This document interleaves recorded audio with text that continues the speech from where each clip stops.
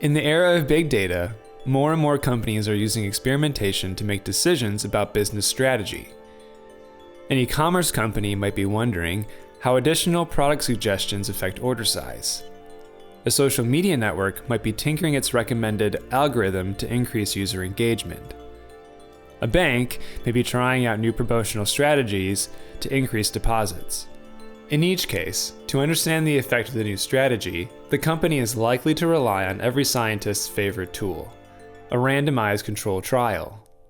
If you're thinking about a randomized experiment, what you typically do is you have a treatment group. So you treat a randomly selected set of people, and you have a control group. And so that's a group you just leave out. And the goal is to try and figure out the treatment effect of that particular intervention. So the way that you do that is you measure the outcomes for the treated units, and you compare those to the outcomes for the control units, and then that difference is going to give you an estimate of the treatment effect.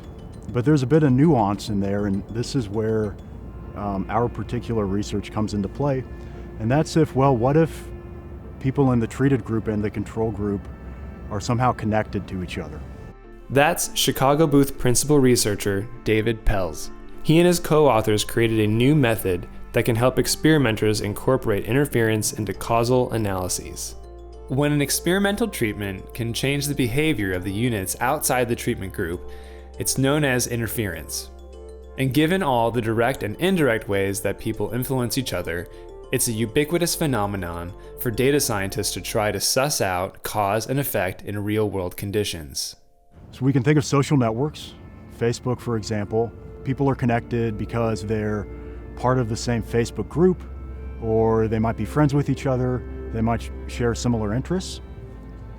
We can also think about people being connected if they live within the same household. Okay, so this is a very common form of network interference that we see in a lot of econ literature if I perform an experiment on households. For our paper, we focused on spatial interference.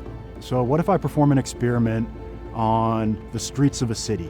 To be very specific, the data that we looked at was a policing experiment, a large-scale policing experiment in the city of Medellín, Colombia. The researchers examined data from an experiment conducted in 2015 by a separate research team, in which various street segments of Medellin received extra policing. And what they did was they took the entire street network of the city of Medellin, and they randomly selected a subset of crime hotspots. And for 6 months, they had police patrol that random subset of crime hotspots more frequently. And what they did was, before and after the experiment, they measured crime on all of the streets of the city. The primary research question was whether that increased policing lowered crime in the treated hotspots. But a second question is how extra patrols on one street affected crime on other streets that weren't selected for treatment.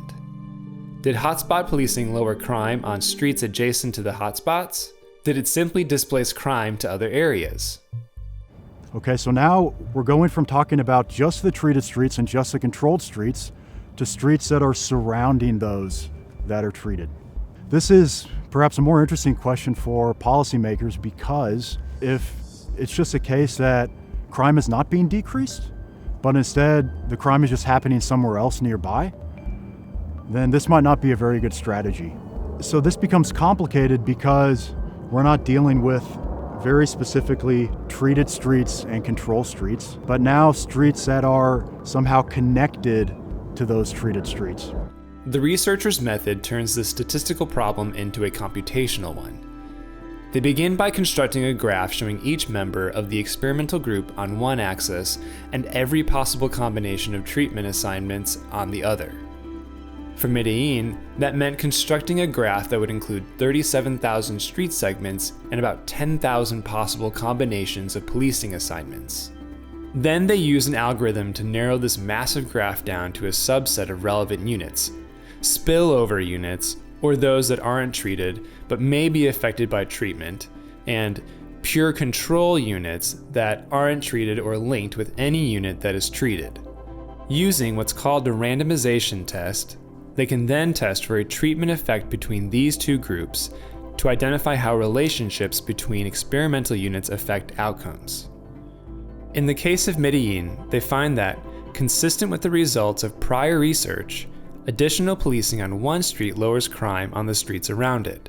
But the process they use to analyze crime in Medellin can also be applied to virtually any other question that's muddied by interference. That makes it useful for answering a broad array of business questions.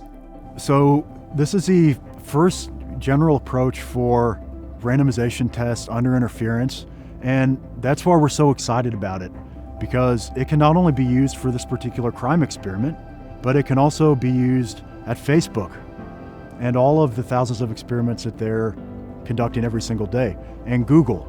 Virtually any setting where I am running a randomized experiment and my units are connected with each other, which is a very general idea that is almost always occurring. It's almost always the case that my units, my experimental units, are going to be connected with each other in some way.